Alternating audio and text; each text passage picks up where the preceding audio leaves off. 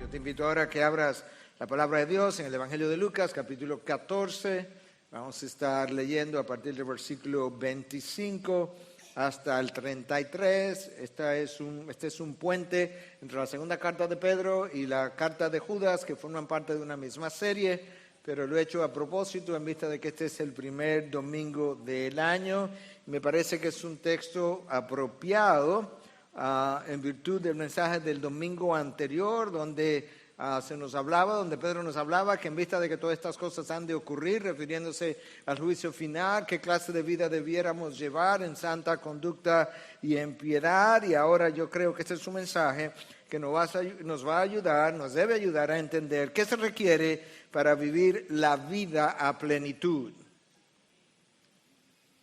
Piensa por un momento, si tú entiendes que no estás viviendo la vida a plenitud de la cual Cristo habló y que Él fue a la cruz y compró, yo vine para que tengan vida y la tengan en abundancia. Si no estás teniendo esto, el contenido, yo no digo mis palabras, yo no digo la inflexión de mi voz, yo no hablo de la profundidad de lo que yo tenga que decir. Lo que Cristo tiene que decir a esta audiencia que le escuchó, esa es la clave de la plenitud de vida para cada uno de sus hijos.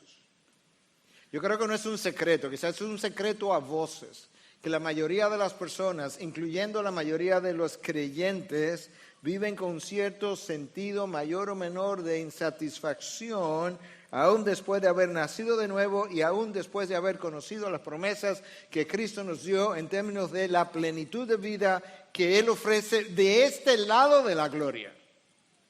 De aquel lado no podemos ni siquiera hablar en el sentido de que es obvio que habrá plenitud de vida, pero Cristo no vino para entregarme una vida que tenga que esperar hasta que yo cruce el umbral de la eternidad para yo disfrutar de la abundancia de la vida.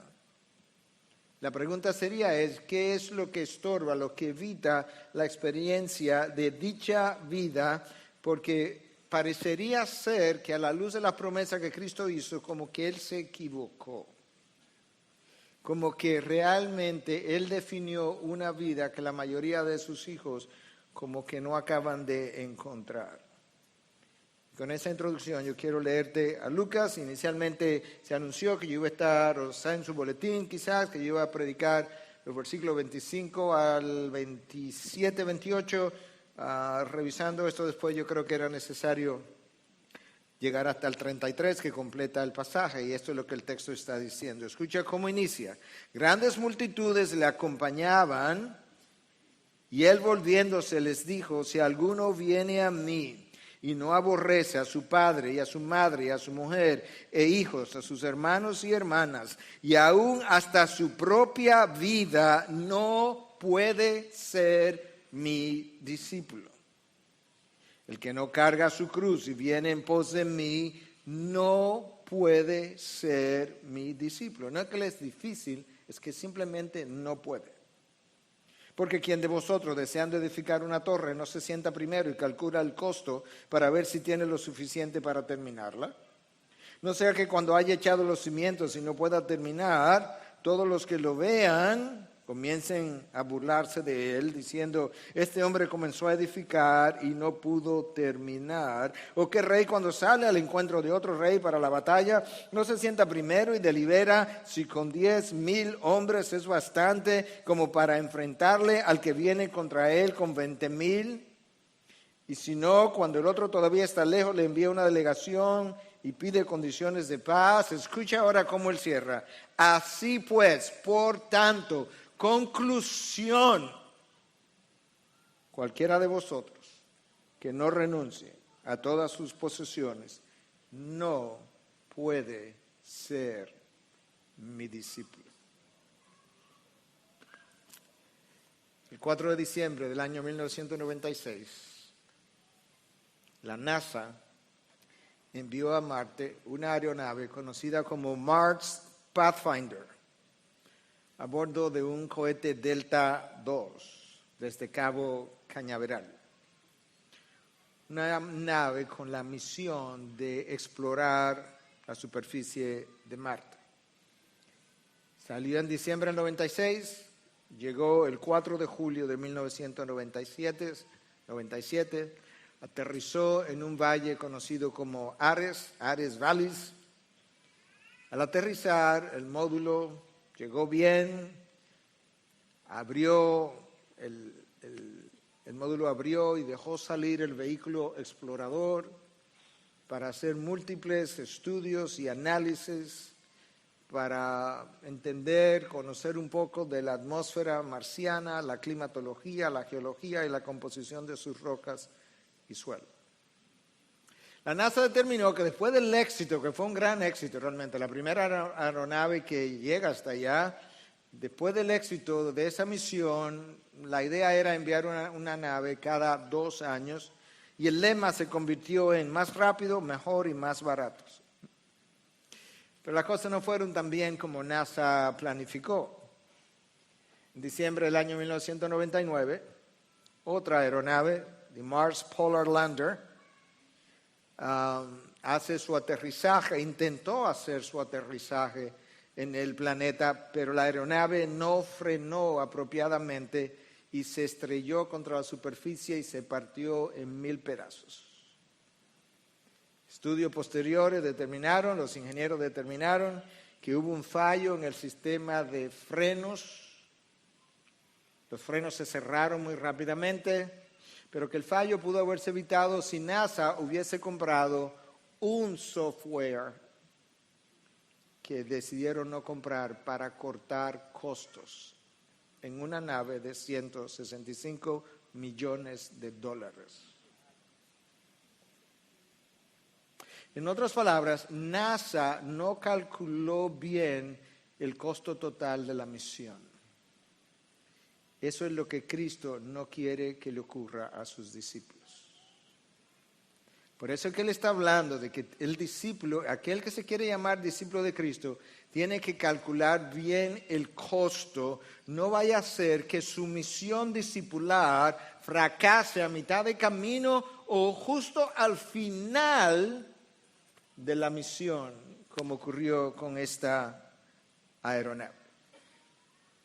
Philip Ryken cuenta la historia que yo acabo de relatar y él agrega la observación y dice, ese es el error que Cristo quiere evitar que sus discípulos cometan y por tanto en más de una ocasión Él les advirtió acerca del costo que tenía seguirle.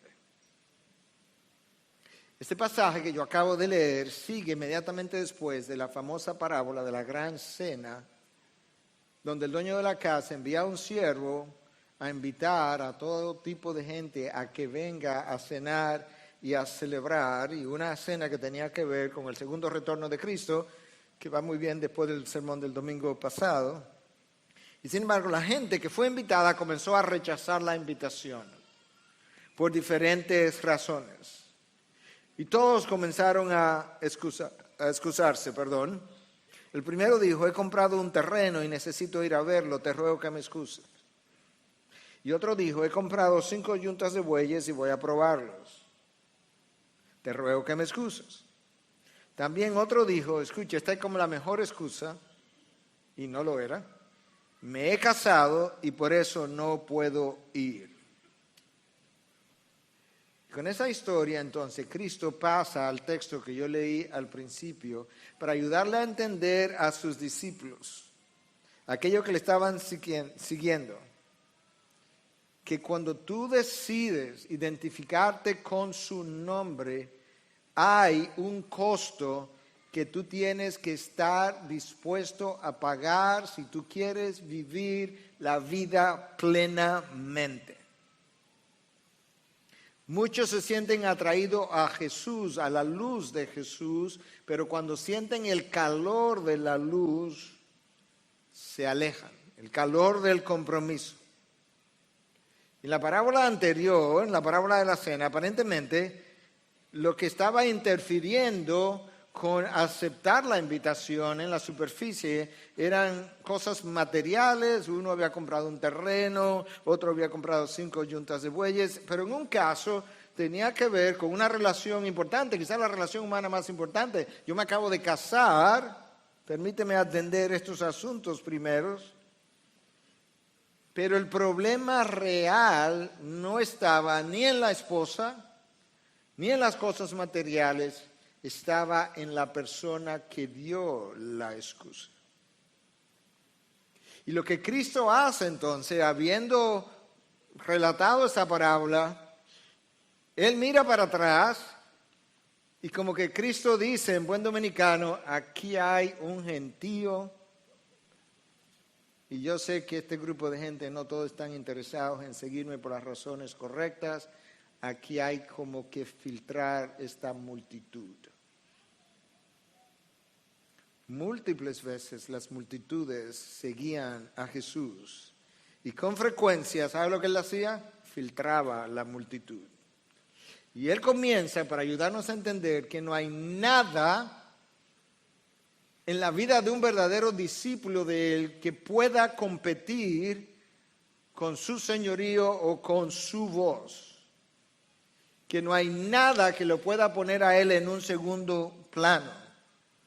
Que de la misma manera que cuando Él dejó la gloria, Él dejó privilegios y derechos y cosas a las que Él estaba acostumbrado desde la eternidad, que de esa misma manera cuando nosotros pasamos a ser discípulos de Cristo, yo renuncio a todo privilegio, a todo derecho, a toda cosa material y aún a mis relaciones, aún si ellas son lícitas como mi padre, mi madre, mis hijos, mi hermano, mis hermanas, y más aún si son ilícitas. Jesús no acepta competencia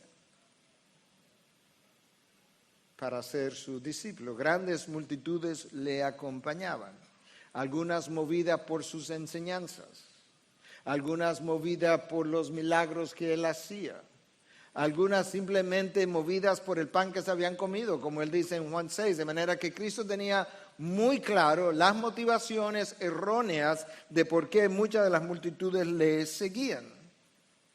Pero Jesús nunca estuvo positivamente movido por las multitudes.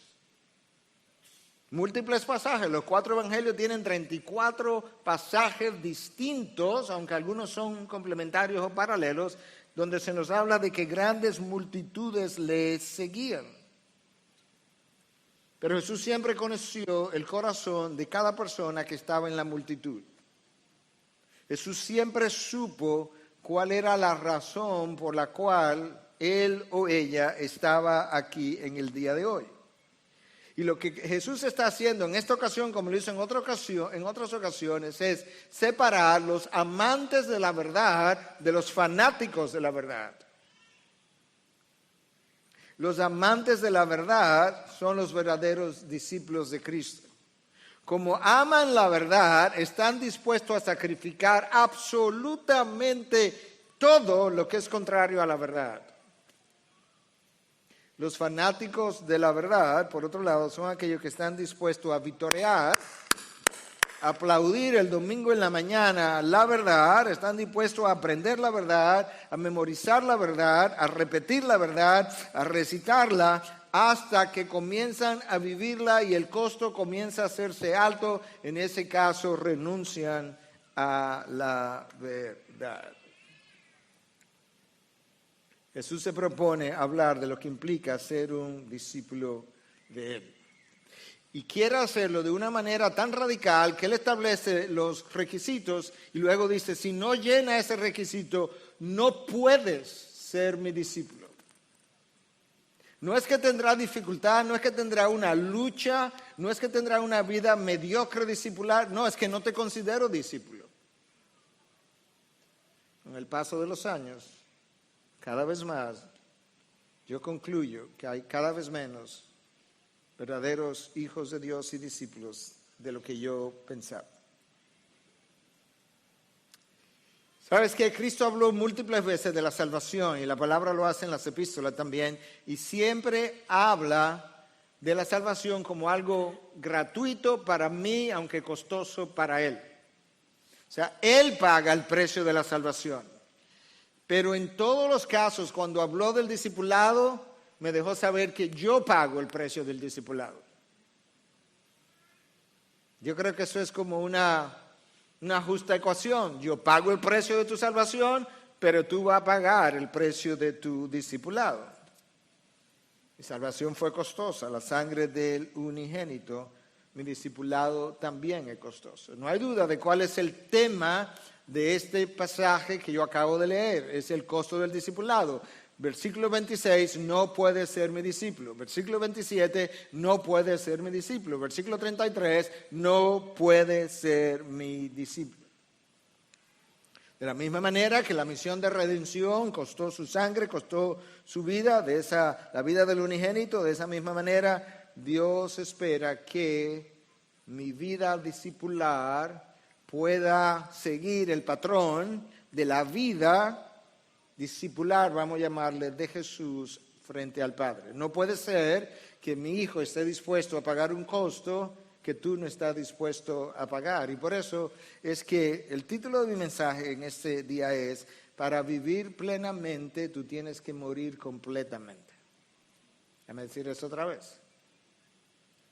Para vivir plenamente tú tienes que morir completamente.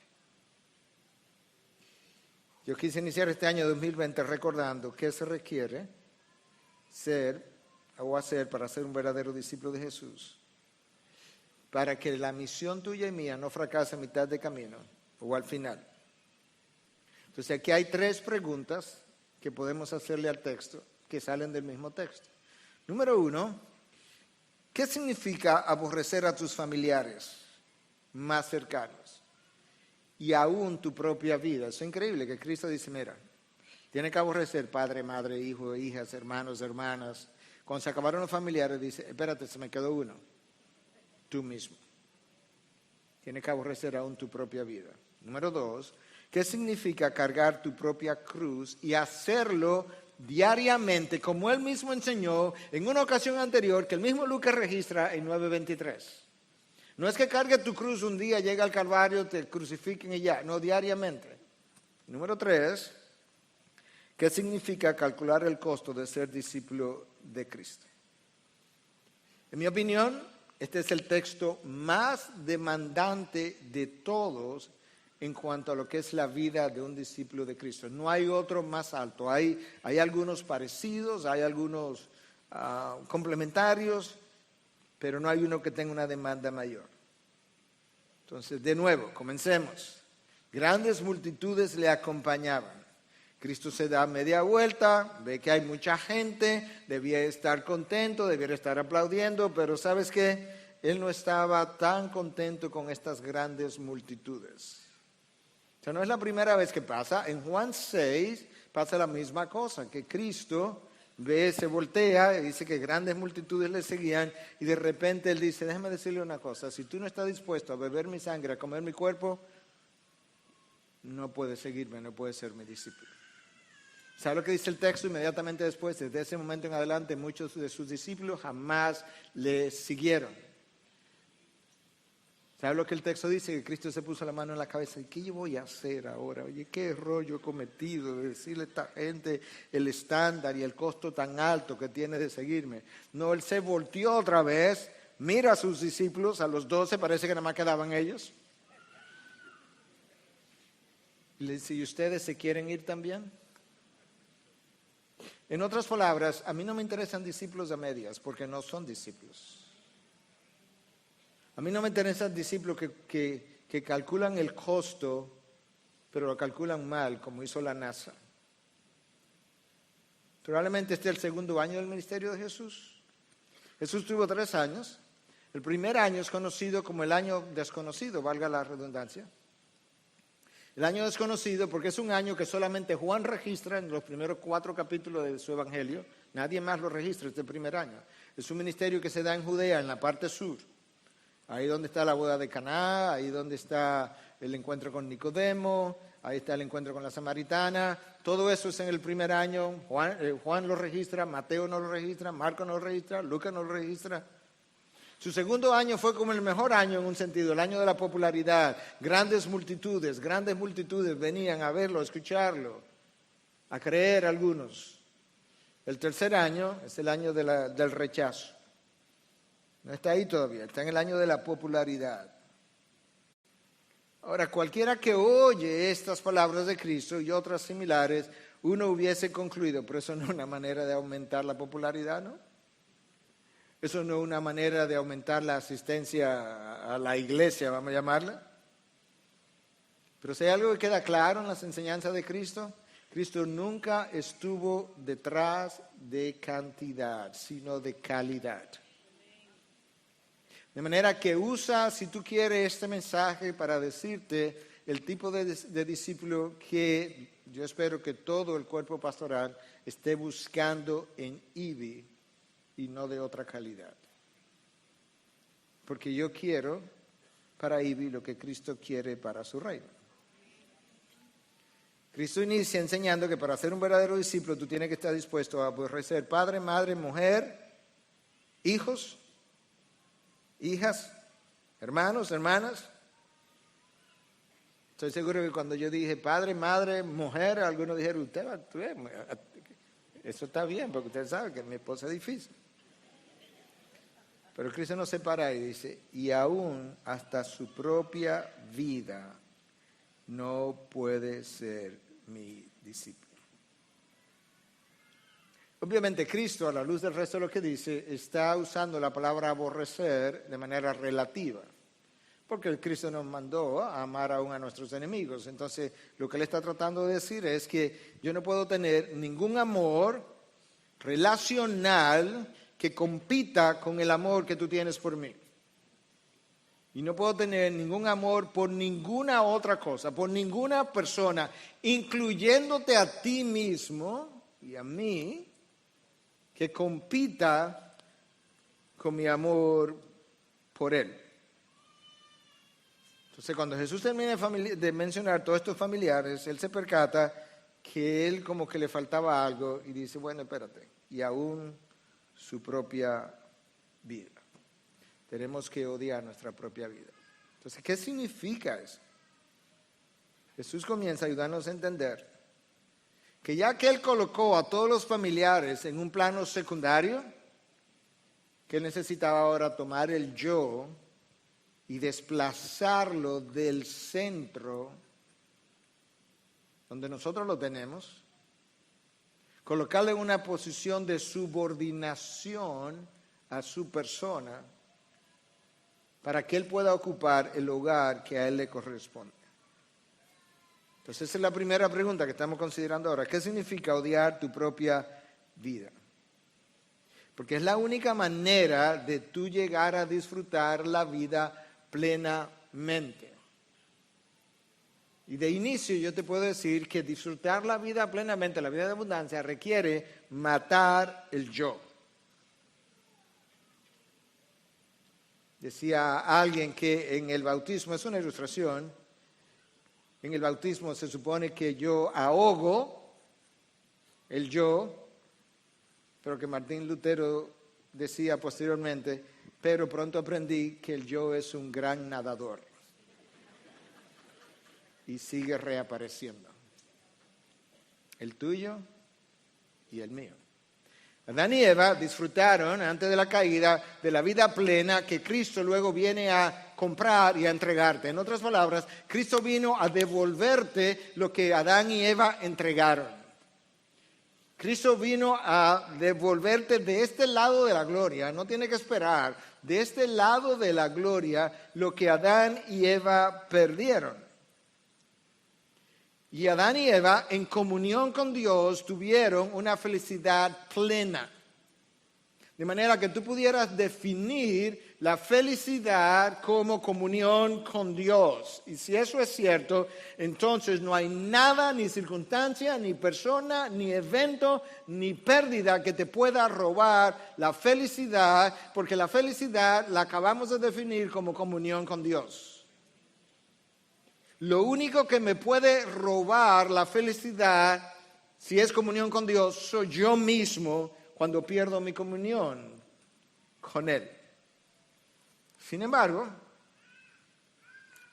el hombre ha estado buscando dicha felicidad de todas las maneras posibles, en todos los lugares posibles, en todas las relaciones posibles, en todas las cosas materiales posibles, pero la felicidad parece eludirle en cada ocasión. Y lo que Cristo o lo que Dios le revela al pueblo judío en el Antiguo Testamento, tu problema es que cada una de esas búsquedas no es más que una cisterna agrietada que no retiene agua, en vez de venir a mí la fuente de agua viva, que no se agota, que no se cansa, que no para y de donde depende el resto de lo que tú andas buscando. No hemos acabado de comprender que la vida del discípulo, comencé a leer un libro hace 2 o 3 días que inspiró este mensaje literalmente. Lamentablemente no pude avanzarlo mucho por falta de tiempo, pero tiene una idea que no es nueva, es una idea de cientos de años atrás, y es que la vida del discípulo de Cristo, del verdadero discípulo, es una vida cruciforme, es una vida en forma de cruz. De hecho, hasta hace poco tiempo, todas las iglesias el templo adentro estaba construido y diseñado en forma de cruz. Había un pasillo largo en el medio y un pasillo horizontal en algún lugar del templo, como diciendo, la vida cristiana tiene esta forma de cruz. Es una vida cruciforme. Y por tanto, lo que lleva a la felicidad, escúchame detenidamente, es el sufrimiento. ¿Qué? Yo te lo voy a demostrar de la palabra de Dios. Es el sufrimiento que experimentamos como discípulos del Señor, escucha la clave ahora, que no solamente soportamos el dolor y la adversidad, sino que convertimos en gloria lo soportado.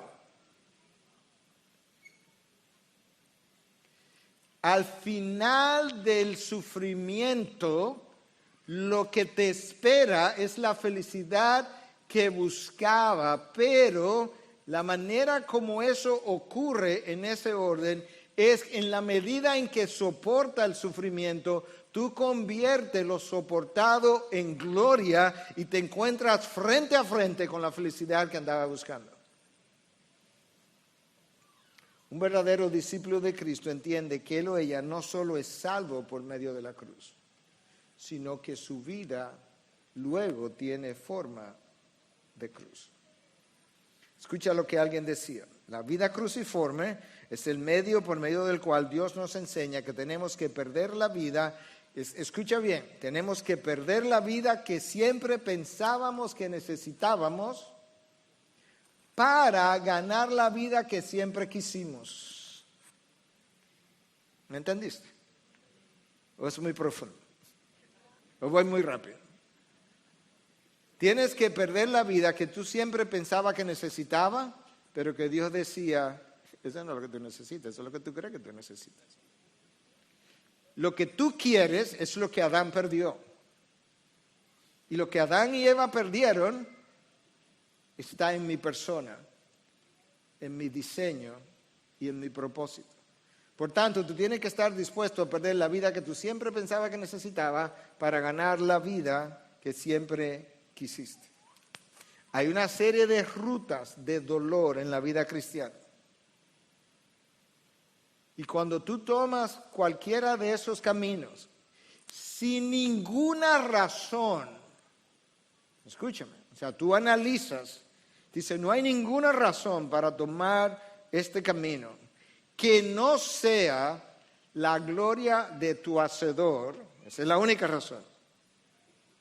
Lo que tú encuentras al final de ese camino, donde no había razón humana alguna para seguirlo, que no fuera la gloria de Dios, con lo que te encuentras de frente con la felicidad que andaba buscando.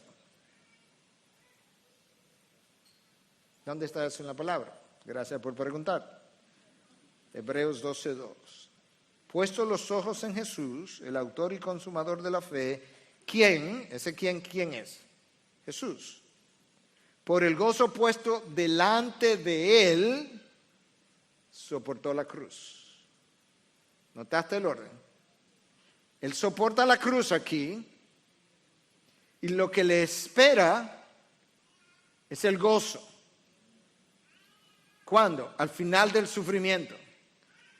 La diferencia está en que él lo pudo ver y creer que ese es el diseño, pero él toleró, soportó la agonía de la cruz por el gozo puesto delante de él. Tú sabes que, vamos a hablar un poquito más de eso más adelante, tú sabes que el dolor de la cruz es tan agonizante que hubo que acuñar, crear una palabra nueva para el dolor de la cruz, que en inglés es, no sé al español porque se pierde, es excruciating. ¿Tú encuentras la palabra cruz ahí? Excruciating. Hubo que crear una palabra, no había una palabra para expresar la agonía de la cruz. Y el texto dice que él soportó el excruciating pain, el dolor agonizante, por el gozo que le esperaba. Amados, en esta semana yo meditaba y concluí que yo voy a escribir un libro, probablemente el año que viene, porque ya hay demasiado que escribir para este año, de 15 o 20 premisas cristianas que si tú las sigues, tú tienes una vida plena y fácil. Libre de problemas. No, yo no dije libre de problemas. Quizá llena de problemas. Escucha cómo Dios en premisas nos simplificó la vida, nosotros la complicamos. Escucha lo que dice Eclesiastés 2:26. Porque a la persona que le agrada, o sea, ¿cuál es la condición? ¿Cuál es? Agradarle. Porque a la persona que le agrada, Él le ha dado sabiduría, conocimiento y gozo. Oye, qué sencillo. Él me lo puso. Él me dice, ¿sabes qué? El problema es que anda buscando un gozo que tú quieres, que de hecho yo quiero darte, pero lo anda buscando a través de cisternas agrietadas, porque mira cómo es que ocurre. No, el gozo no se encuentra en lugares distintos, en formas distintas, en cosas distintas, en viajes distintos, en relaciones distintas. El gozo se encuentra de otra manera, y es que el gozo es el fruto de algo que yo doy, y yo lo doy a la persona que me agrada. De esa misma manera, Proverbios 16:7, ¿qué dice? Cuando los caminos del hombre complacen a Dios, la misma idea, como que Él te dice primero, mira, esto es lo que tú haces, este es el fruto que yo doy. Cuando los caminos del hombre complacen a Dios, eso es lo que tú haces, esto es lo que yo hago. Yo hago que a tus enemigos estén en paz contigo. Cristo me simplificó, Dios me simplificó la vida. El gozo es algo que Dios da a aquellos que le agradan. Ahora, escúchame.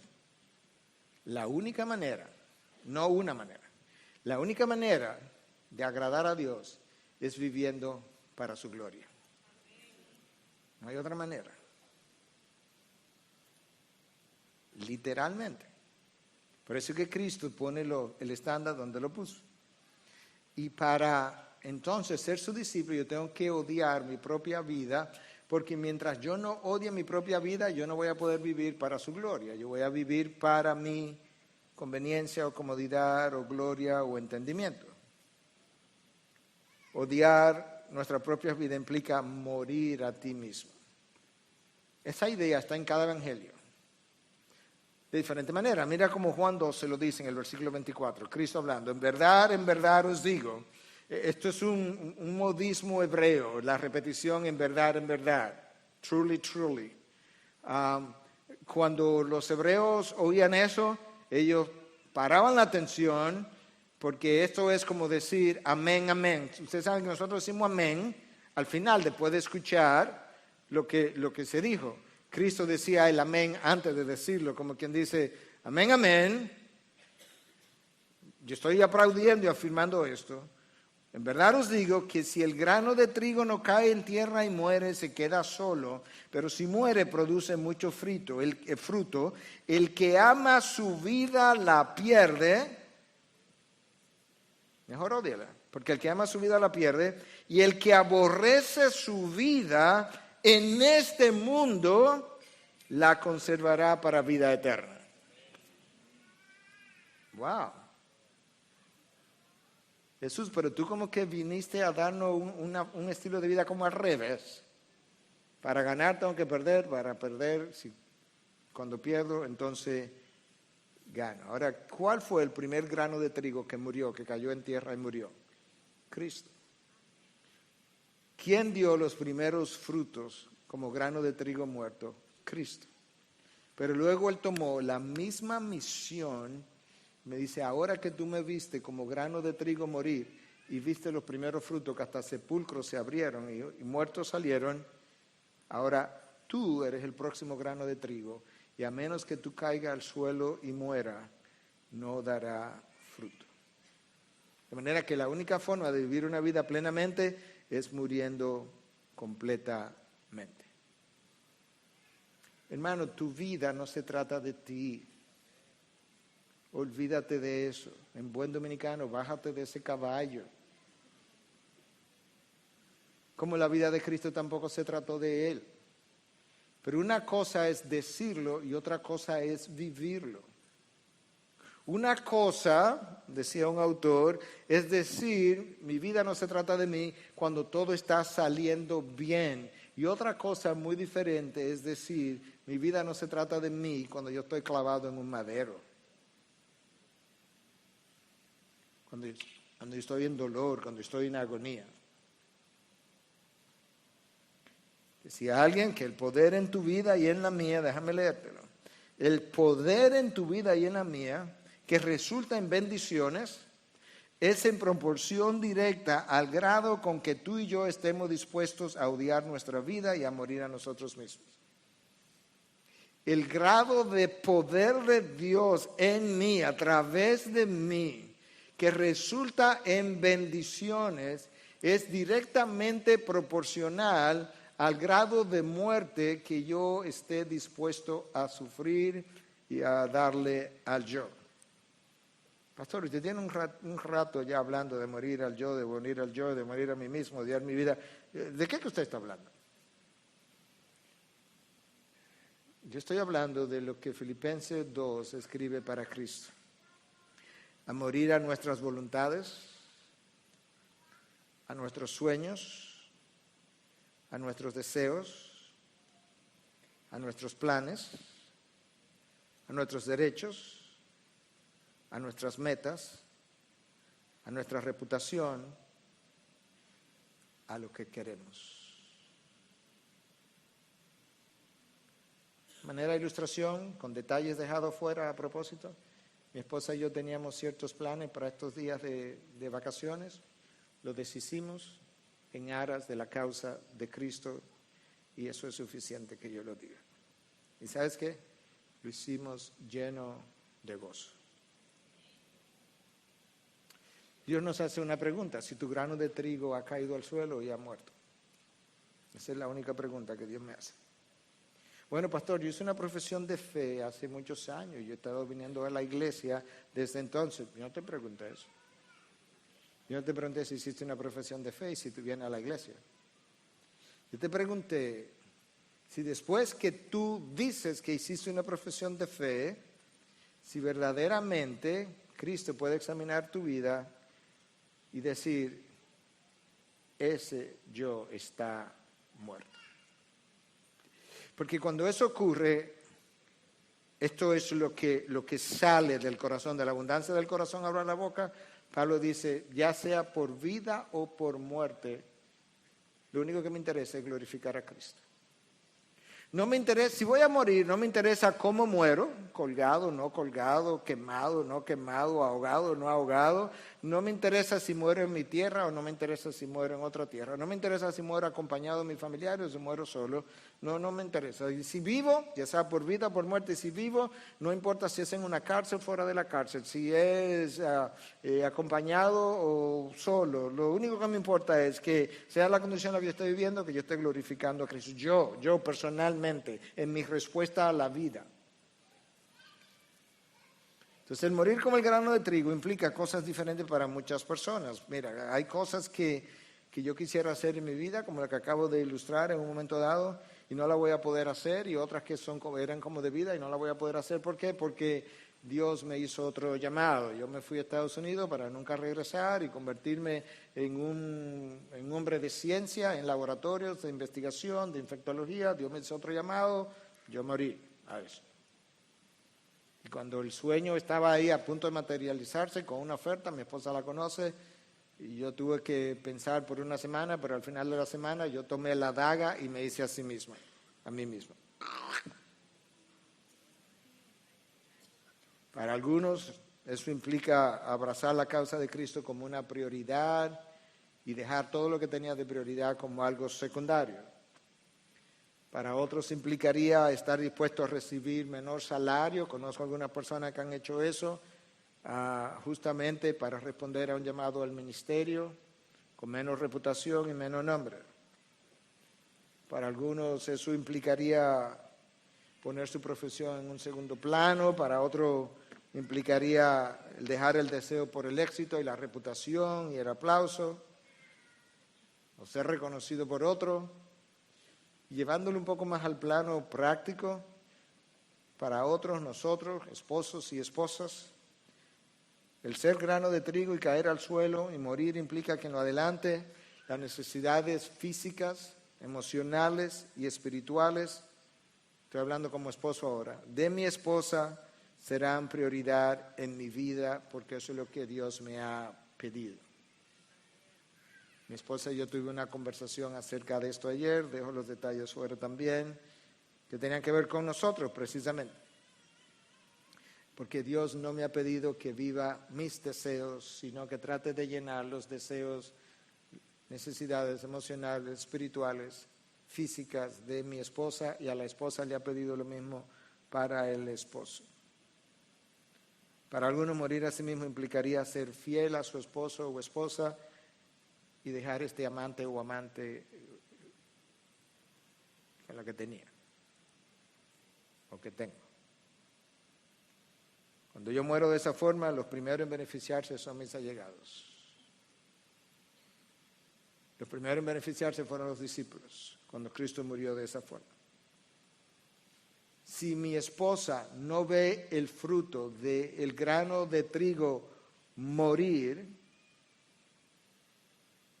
mejor dicho, si mi esposa no ve el fruto de mi grano de trigo que ha muerto, entonces posiblemente yo no haya muerto el yo todavía esté peleando en mi vida, porque ella no le está viendo en beneficio. Un hombre que haya muerto como grano de trigo, que haya caído al suelo, es un hombre crucificado con Cristo. Y un hombre crucificado con Cristo, imagínatelo ahora, tiene ciertas características. En primer lugar, él no puede ver para atrás. En segundo lugar, es obvio, él solamente puede ver en una sola dirección. ¿Te acuerdas las palabras de Pablo? Olvidándome de lo que está atrás, claro, porque no puedo ver para atrás, estoy crucificado. ¿Y haciendo qué cosa? Y esforzándome hacia lo que está adelante, claro, porque estoy crucificado y no puedo ver para ningún otro sitio. Imagínatelo en la cruz. Ese hombre no puede moverse. ¿Sabes qué? Le clavaron la voluntad al madero. No puede hacer nada. Así luce el discípulo de Cristo. Él tiene una voluntad clavada al madero de Cristo.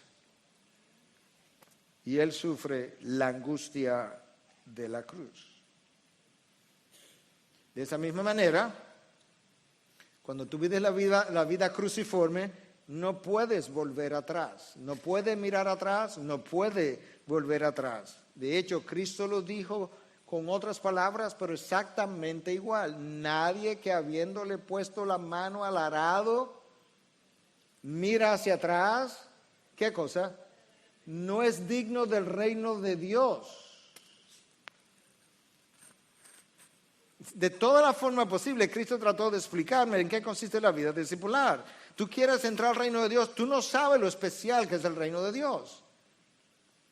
No puedes querer ponerle la mano al arado, hacer una profesión de fe, hacer cierto sacrificio y ahora querer mirar para atrás para disfrutar cosas de la vida anterior, porque entonces no eres digno del reino de Dios que está hacia delante. Eso implica que ese hombre no vuelve a disfrutar su vida anterior, no vuelve a disfrutar de los placeres que la vida secular y la vida mundana, pagana, impía promete. No vuelve a desearla. Cuando la recuerda esa vida, ya no le produce satisfacción, no se siente atraído por esa forma de vivir. Hay un rechazo. ¿Por qué? Porque él tiene una mente renovada y él tiene una nueva naturaleza. Tú sabes que la cruz nos trajo victoria, pero Cristo primero tuvo que lucir como un perdedor para luego lucir como un victorioso. No se da de otra manera.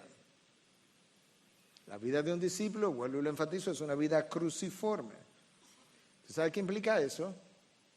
Que para el cristiano, y esto es algo que generaciones anteriores lo entendieron así, muy anteriores. ¿Cómo nosotros sabemos que lo entendieron así? Porque lo escribieron. Que para el cristiano el sufrimiento es un estilo de vida. Pablo le escribe a Timoteo y le dice, todo el que quiera vivir una vida piadosa será perseguido. En otras palabras, para el cristiano, el verdadero discípulo de Cristo, el sufrimiento no es una experiencia extraña, no es una sorpresa, no es algo que a él le cause, no es una experiencia indeseable. No, claro que no. Pablo le escribe a los filipenses y en 1:29 le dice, a nosotros se nos ha concedido, recuerda que lo que se te concede es un privilegio. Entonces, permíteme agregar la palabra privilegio, que yo sé que no está en el original. A nosotros se nos ha concedido el privilegio no solamente de creer en Cristo, sino de sufrir por Él. Ahí está el estilo de vida. Para el cristiano, el ser salvo es un estilo de vida. Y el sufrir es también parte de ese estilo de vida. Porque lo va a hacer por Él, porque va a haber sacrificio, porque va a tener que poner todo de manera secundaria a lo que es mi llamado, porque no puedo ni siquiera dejar que mi propia vida o mi propio yo pueda vivir. Porque a partir de cuando yo soy comprado por Cristo y Él pasa a ser mi dueño, yo no tengo derechos que reclamar. Por eso es que Cristo no reclama ninguno de sus derechos que Él tenía como segunda persona de la Trinidad. Yo no tengo privilegios que reclamar. De hecho, esa es la razón por la que Pablo dice, todo lo que yo tenía antes, todo lo que yo había logrado, yo lo considero como basura porque nada de eso tiene valor, nada de eso tiene nada que valorar para yo considerarlo. Por ejemplo, yo soy de la tribu de Benjamín, ¿y? Yo fui circuncidado al 8º día, ¿y? Yo fui entrenado por Gamaliel, ¿y? Yo soy fariseo, ¿y qué? Hijo de fariseo, ¿y?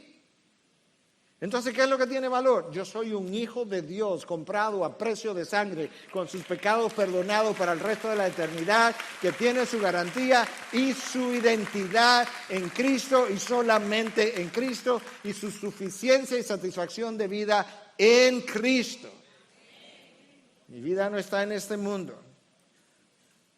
Visto por encima del sol, el sufrimiento para el cristiano es un privilegio que Dios te ha dado. Escúchame, ¿para qué? Para que seas conformado a la imagen del Hijo.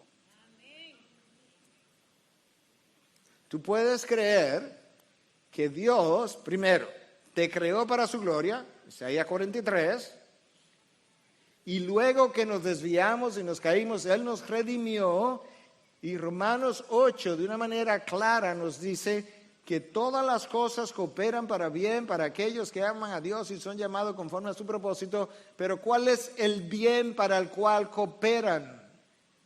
Para ser conformado a la imagen de su Hijo. Cada dolor, cada sufrimiento, cada pérdida, cada angustia, cada cruz tiene el propósito expreso de conformarte a la imagen de Cristo. ¿Eso no es un privilegio? Contéstame. ¿Es un privilegio ser conformado a la imagen de Cristo o no? Es un privilegio que pocos tienen, pero hay una sola forma de hacerlo. ¿Cuál? El dolor y el sufrimiento que contribuye a matar el yo. En la sumisión, déjame leerte esto que escribí, sencillo. En la sumisión para ser conformado a la imagen de su Hijo está la felicidad del discípulo de Cristo. En la sumisión para ser conformado a la imagen de Cristo está el discípulo de Cristo. Usted conoce la historia que yo le conté hace años atrás, creo que estábamos en la Sarasota, de manera que muchos no lo habrán oído. Miguel Ángel, el gran escultor, está empujando una piedra en un momento dado hacia un lugar. Y entonces alguien le pregunta que para qué él estaba como poniendo esa piedra en ese lugar tan especial. Y él le dice, bueno, ahí hay un ángel que quiere salir. Y le preguntaron que cómo así, que cómo él sacaba un ángel de la roca. Y él dice, yo tomo mi cincel y yo tomo mi martillo y yo comienzo a quitarle todo lo que no luce como un ángel. Y al final lo que queda en la roca es un ángel. ¿Sabes lo que Dios hace? Él toma su cincel, que se llama la vida, y toma el Espíritu Santo, que es su martillo, y me toma a mí la roca, corazón de piedra, y comienza a quitarme todo lo que no luce como su imagen. Y mientras más golpes yo recibo, más a su imagen yo luzco. Es decir, eso otra vez, cuando nos sometemos voluntaria y sumisamente para ser conformados a la imagen de Cristo, estamos glorificando a Dios. Pero escúcheme, cuando me someto voluntariamente para ser conformado a la imagen de Cristo, estoy glorificando a Dios.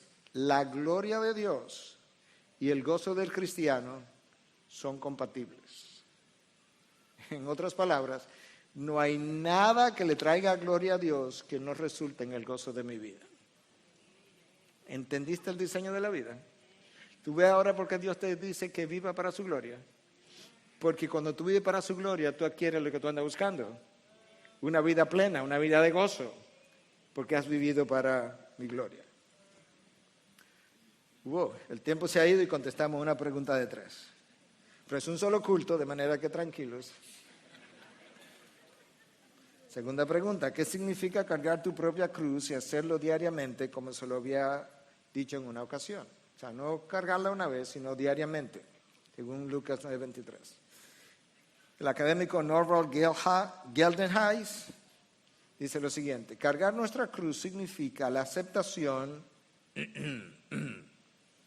de todo sacrificio, sufrimiento, persecución que se experimenta al seguir a Jesús y no simplemente sufrimientos ordinarios.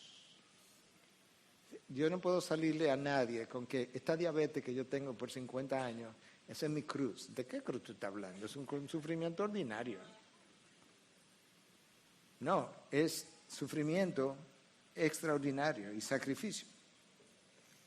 Después que Jesús usa esa comparación, Él habla de que nosotros tenemos que estar dispuestos a cargar nuestra cruz todos los días. En la antigüedad, como tú sabes, la cruz era un instrumento no solamente de castigo, sino de vergüenza.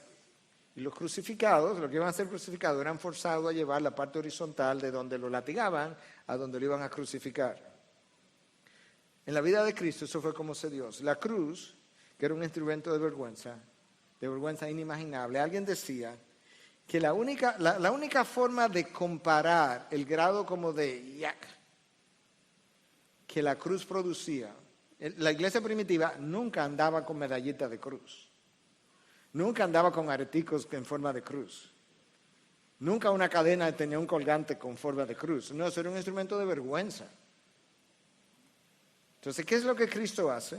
Alguien decía, me estaba desviando, perdón, que la única manera que tú puedes comparar con ese sentimiento de vergüenza que la cruz producía a los crucificados es como que alguien te tome en una plataforma, te coloque en un lugar donde pase la mayor cantidad de gente y que te ponga un letrero arriba que diga violador de menores. Como que eso es lo que más se acerca a la experiencia de vergüenza que la cruz significó. Entonces Cristo soportó la cruz, dice Hebreos, yo te lo leí, Hebreos 12, por el gozo puesto delante de él. ¿Sabes lo que hizo en la cruz? Tomó el instrumento de vergüenza, lo soportó y lo convirtió en gloria. De eso que yo hablaba más tempranamente. Cristo lo dijo. Casi así. Escucha, Juan 12, 27 al 28. Y ahora mi alma se ha angustiado. ¿Y qué diré? Padre, sálvame de esta hora. Él está en angustia. A mí me encanta cuando yo puedo escuchar que el Hijo de Dios está en angustia, para que cuando yo me encuentre en angustia, algunos de ustedes no confundan la angustia con falta de fe necesariamente. Él está en angustia, él está en dolor. Él dice, ¿qué yo voy a decir? Padre, sálvame de esta hora. No. Para esto he llegado a esta hora. Entonces, ¿qué es lo que voy a decir? Padre, glorifica tu nombre. ¿A dónde? En la cruz. Y el Padre dice, lo he glorificado, oyó una voz del cielo que le dijo, lo he glorificado y de nuevo lo glorificaré. ¿Dónde? En la cruz, cuando tú llegues ahí. De manera que Jesús soportó el mayor dolor, la mayor agonía en un lugar llamado el Calvario, lo soportó y convirtió la cruz en gloria. Jesús no esperó entrar al otro lado de la eternidad para experimentar la gloria del Padre. Jesús experimentó la gloria de Dios en la cruz, clavado, sangrando, de tal manera que el dolor que él soportó lució glorioso a la hora que Jesús lo experimentó. La vida cruzcéntrica o cruciforme requiere de la muerte de mi voluntad para abrazar la voluntad de Dios. Escucha esta cita. La realidad es que es fácil decir que nosotros somos personas quebrantadas, pero se nos dificulta admitir que somos personas quebrantadas porque hemos quebrantado la ley de Dios. Esa es la razón. Estamos quebrantados porque estamos en rebelión contra Dios. No solamente el incrédulo, el creyente. En las palabras de John Henry Newman, cada uno de nosotros es un rebelde que necesita entregar sus armas. Cada uno de nosotros es un rebelde, es un yo vivo todavía, luchando. Y él dice, cada uno de nosotros necesita tomar su arma y deponerla y ponerse a los pies a Cristo y dejar de luchar y dejar de batallar. Ayer leía de Isaías que decía, ay de aquel que contiende contra su hacedor. Muchas de nuestras batallas se dan porque continuamos armados y luchando contra ese hacedor. Es importante creer que no solamente Jesús es mi Salvador y mi Señor, es importante creer todo lo que Él dice en su palabra en cuanto a este tema de hoy, el costo del discipulado y que tengo que morir a mí mismo. Yo tengo que creer que todo sufrimiento ha sido diseñado por Dios para mí, con propósitos específicos. Te voy a decir algunos. Número 1, traer gloria a su nombre. Yo creo que eso está claro en todas las páginas de la Biblia. Número 2, para humillarme, todo sufrimiento, toda experiencia de dolor, tiene la intención de lo que Dios le dice al pueblo judío en Deuteronomio 8, al final de los 40 años en el desierto. Te saqué al desierto para humillarte, porque el orgullo todavía es el que está luchando contra Dios, para probarte, probar si verdaderamente tú eres un discípulo mío. Y número 3, para ver lo que hay en tu corazón. En otras palabras, tu corazón y el mío están llenos de cosas que yo ni conozco ni me imagino, y tú sabes cómo yo las veo, en la medida que salen por mi boca. De la abundancia del corazón habla la boca. Entonces ahí te resumí 3 en 1, porque eso es un solo versículo. Número 3, número 1, traer gloria a su nombre. Número 2, humillación, probarme, ver lo que hay en mi corazón. Número 3, conformarme a su imagen, ya hablamos. Número 4, experimentar su gracia todo suficiente. Y número 5, traer gozo a mi vida en la experiencia de su gracia sustentadora. O sea, el sufrimiento tiene como resultado traer gozo a mi vida, porque el gozo es el fruto de ser conformado a la imagen de Cristo. Y ser conformado a la imagen de Cristo requiere de las experiencias de dolor por las cuales tú y yo atravesamos. Como el tiempo se ha ido, déjame llegar a la tercera pregunta y la voy a concluir relativamente rápido con una historia. Entonces, esta es la tercera pregunta. ¿Qué significa calcular el costo de ser discípulo de Cristo? Me gusta como Juan Carlos Ortiz cuenta una historia de la perla del gran precio. Algunos de ustedes o muchos de ustedes recordarán que Cristo comparó el reino de Dios con la perla del gran precio. Que el reino de Dios es como un hombre que encuentra una perla y que fue y vendió todo lo que tenía y entonces compró el campo donde la perla fue encontrada, que estaba enterrada, se quedó sin nada para poder comprar esa perla. Entonces, esta es la historia que Juan Carlos Ortiz construye. Un hombre ve esta perla y le dice al comerciante, quiero esa perla, ¿cuánto cuesta? El vendedor le dice, es muy cara. ¿Cuánto? Mucho. Bueno, ¿crees que podría comprarlo? Pregunta el hombre. Oh, sí, dice el comerciante. Todos pueden comprarla. Pero pensé que habías dicho que era muy cara. ¿Lo dije? Bueno, ¿cuánto? Todo lo que tienes, dice el vendedor. Está bien, lo compraré. Está bien. ¿Qué tienes? Bueno, tengo $10,000 en el banco. Bien, $10,000. ¿Qué más? Eso es todo lo que tengo. ¿Nada más?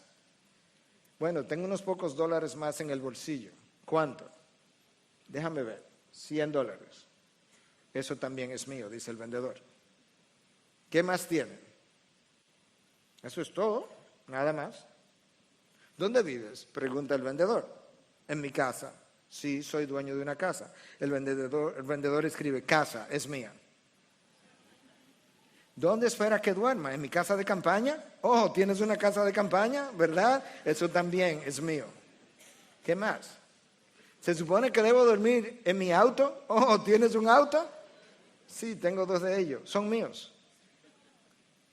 Mira, te ha llevado mi dinero, mi casa de campaña y mis autos. ¿Dónde va a vivir mi familia? Oh, ¿tienes una familia? También es mía. Tengo una esposa y 3 hijos, ahora son míos. De repente el vendedor exclama, oh, casi lo olvido, tú también eres mío. Todo se vuelve mío, esposa, hijos, casa, dinero, autos y tú también. Ahora escucha, esta es la parte buena. Te permitiré usar todas esas cosas por el momento, pero no olvides que todos son míos, al igual que tú. Y cada vez que necesito alguno de ellos, debes renunciar a ellos porque ahora yo soy el dueño. ¿Entendiste de qué se trata? ¿Cuál es el costo?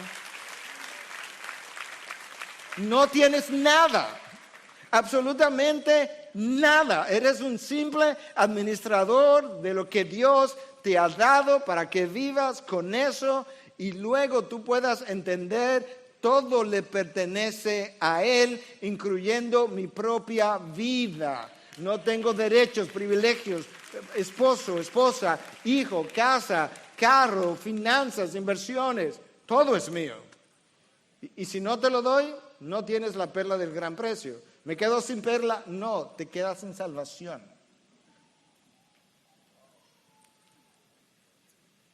No tenemos idea de lo que implica el reino de Dios. Y aquí Cristo estaba hablando de cosas lícitas. ¿Te imaginas las cosas que tenemos ilícitamente? Desde posesiones, dinero, relaciones, Cristo dice, va a ser un discípulo mío, te pido que no tengas nada lícito y encima de eso piensa que te voy a aceptar con cosas ilícitas. No. Si sigues su voz, tendrás todo lo que anhelabas, pero que buscaba en lugares equivocados, cavando cisterna. ¿Sabe por qué si sigue su voz va a encontrar todo lo que anhelaba? Porque su voz te lleva a Él. Y en Él tú tienes todo lo que tú anhelas. De dos maneras. Uno, Él es la fuente de todo gozo y satisfacción. Y número dos, todo lo que en esta vida pudiera darte algo de gozo genuino y legítimo, es Él quien lo provee. Por eso es que tiene que seguir su voz, pero tiene que creerle. No es solamente que Él es Señor y Salvador, Él tiene que creerle que Él tiene tu mejor interés en ti todo el tiempo.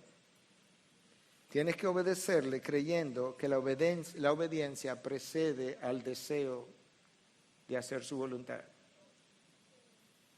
Y tres, la obediencia no solamente precede al deseo de hacer su voluntad, la obediencia precede al gozo.